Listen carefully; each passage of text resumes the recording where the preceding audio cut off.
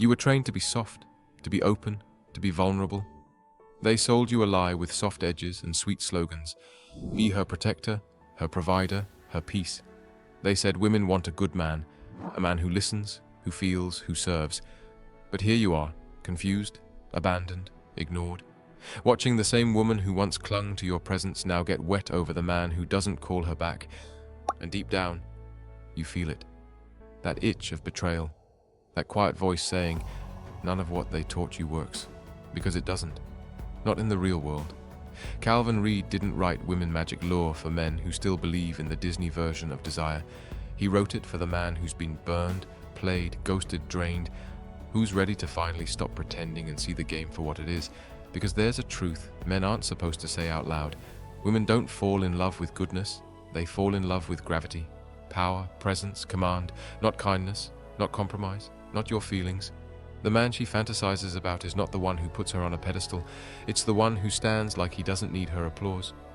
You were raised to chase, to prove your worth. But the moment you chase, you flip the polarity. You kill the tension. You signal, I am beneath you, so I run after you. Reed makes it brutally clear, never chase. Because the moment you do, you're no longer the prize, you're the puppy. And women don't sleep with puppies. They pet them. They praise them. Then they get bored and move on to the wolf who doesn't ask for affection. He commands it by simply existing in his truth. That's the shift. Women aren't attracted to men who beg. They're drawn to men who build. You want her to need you? Then stop needing her. Build a life so magnetic she wants to orbit around it. Not because you gave her flowers, but because you gave her silence, purpose, direction, unpredictability. You're still trying to win her over with effort. But women don't fall for effort. They fall for energy. The man who doesn't flinch. The man who can walk away without blinking. That's the man she cannot forget. That's the magic lure. Reed exposes the trap most men fall into, believing that love is an even exchange. It's not. It's a power dynamic. A psychological game of who needs less, who controls the rhythm of intimacy, who withholds first. And here's the harsh truth. Women instinctively understand this. They don't even need to read a book on it. They were raised on it. From a young age, they're taught not to give too much, not to appear too eager, to make a man work, to let him invest more than she does. Why? Because the one who invests more becomes emotionally indebted. It's not evil. It's evolution. It's survival. And yet here you are, texting first, texting often, opening up too soon, laying your soul bare to a woman who's scanning your words for weaknesses. She's not looking for your truth. She's looking for leverage.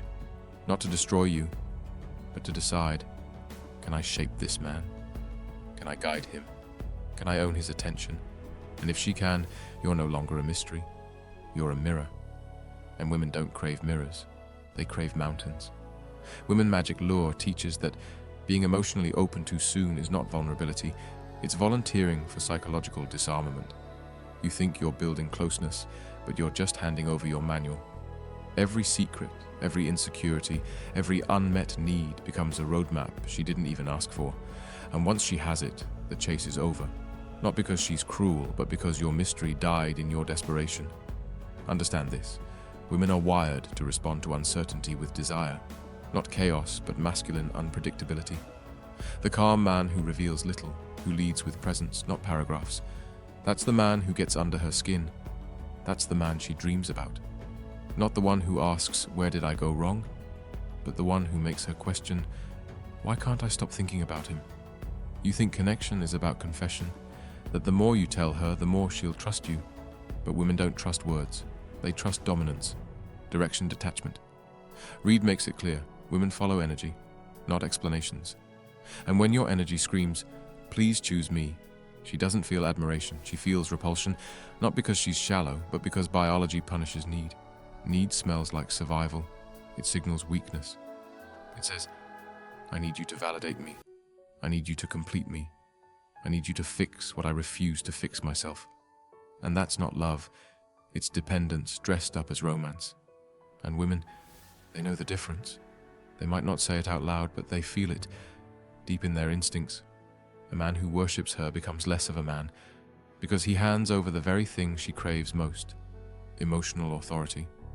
And when you do that, you become hers, but not in the way you hoped. You become hers to manage, to tolerate, to shape. You give her power, not respect. And here's the brutal irony. When she has that power, she doesn't feel safe. She feels burdened. Because no woman wants to be the man in the relationship. She might act like it. She might pretend she enjoys the control. But over time, she'll resent it. She'll test you. She'll provoke you. Not because she wants to destroy you, but because she's begging you silently to show spine, to fight back, to stand up, to not fold. Calvin Reed says it clearly. The moment a woman knows she can control you emotionally, you've already lost her sexually. Because desire does not live in comfort. It lives in polarity, masculine frame, direction. The man who doesn't just react to her moods, he anchors her through them. That's the secret they won't teach you in schools. You think love is about emotional equality, but it's not. Not in attraction. Attraction is primal, and primal doesn't care about fairness. It cares about instinct. Women aren't strategizing this, they're feeling it. But their feelings follow a pattern. She tests to feel your strength. She withdraws to feel your pull. She pushes boundaries, not because she wants to destroy them, but because she wants to feel they're real. That they will hold under pressure. That you will hold under pressure. You think you're being punished. You're not. You're being measured. Women don't fall for perfect men. They fall for immovable ones. The man who is so grounded in himself, so unbothered by her beauty, so unmoved by her emotions, that she feels something rare, masculine security. Not the fake kind, not the performative alpha energy, but the kind that says, I am enough with or without you. I want you, but I don't need you. And that is the line that separates men who win and men who chase. The man who wants but doesn't need is the man who chooses from abundance. And women can feel that. Calvin Reed hammers it home. Your abundance is your leverage. When a woman senses that your world is full, with mission, with purpose, with options, her mind attaches. Not to what you say, but to what you don't. To the mystery she can't unravel. To the life she can't control. She'll start to ask questions. Where does he go? Who does he see? Why isn't he obsessed with me? And in that space, you become the lure, the emotional gravity she can't escape, not because you're playing games, but because you stopped making her the prize and became the prize yourself. Most men reverse it. They meet a beautiful woman and surrender. They rearrange their lives, cancel their priorities, bend their boundaries, and then cry when she loses interest. But what did you expect? You handed over the keys to your kingdom before she proved she was worthy to enter. Women don't respect access that comes without effort. They respect gates, standards, challenges. Reed doesn't say be rude. He says be rare. Be rare in your silence. Be rare in your availability. Be rare in your need for emotional hand-holding. Because when you become the man who doesn't need to speak to be heard, you become unforgettable. Women have seen attention. They've seen compliments. What they haven't seen is a man who sees through them, not just at them. That's the man who rattles them. That's the man who redefines their taste. That's the man who doesn't follow the rules of attraction. He is the rule. This is what they won't tell you in therapy, in school, or on your social feed, because it shatters the illusion that you've been trained to protect. You are not failing because you're too emotional. You're failing because you handed over your edge. Calvin Reed calls it the erosion of masculine polarity. You've been taught to seek harmony when what creates attraction is friction. Not chaos, but contrast. She is emotion, you are logic. She is fluid, you are fixed. She is the wave, you are the rock. And the moment you try to mirror her softness, you disappear into her frame. She becomes the masculine force by default, and no woman wants to sleep with what feels like her emotional twin. She doesn't want to hold you. She wants to feel held by you. That doesn't come from crying on her shoulder. That comes from knowing who the hell you are without her. Reed rips the bandage off when he says, women don't want your soul. They want your center. They want to feel your axis unshaken, especially when they try to shake it. And make no mistake, she will. Not because she hates you, because her instinct needs to verify you.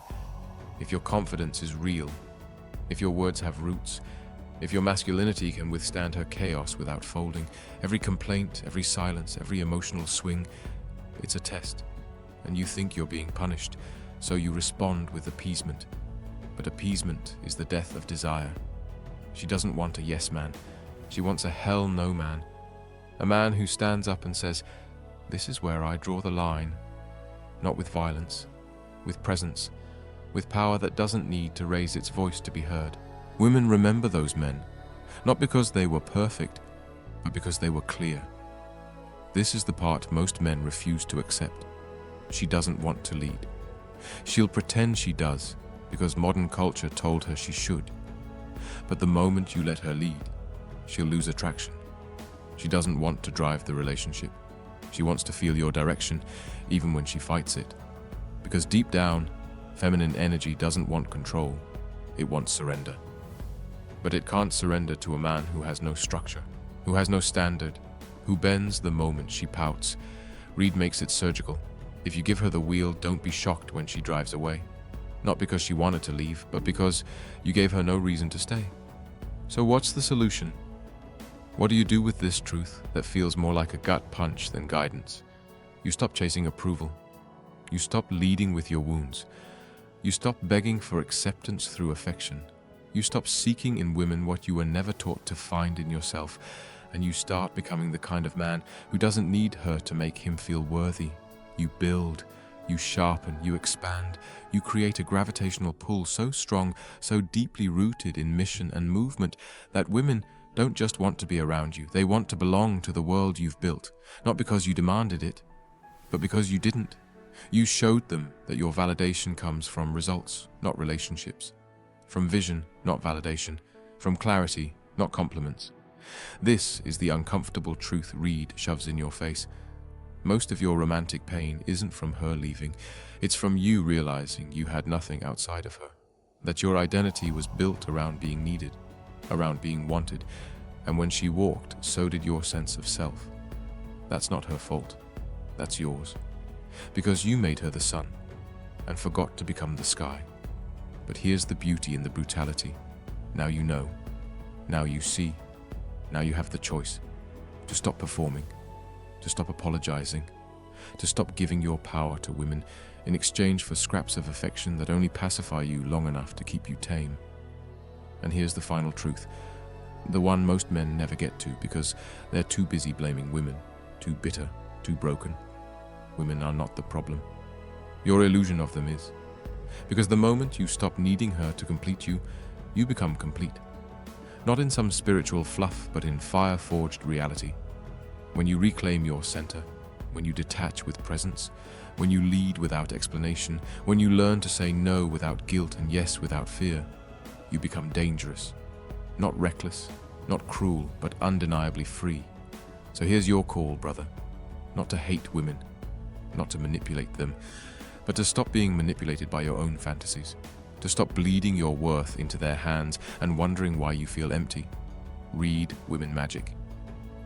Lure not like a pickup manual, but like a war map, a blueprint to psychological sovereignty, and then live it. Walk like a man who doesn't chase, speak like a man who doesn't fear silence, love like a man who doesn't beg. That's when you stop being forgettable. That's when the game ends, because the man who doesn't need to be chosen is the man she cannot forget. And that, brother, is how you win. If this video opened your eyes or stirred something within you, consider supporting the channel by checking the link in the description. Your support means everything. Don't forget to like, share, and subscribe. It helps this message reach those who truly need it. Cheers.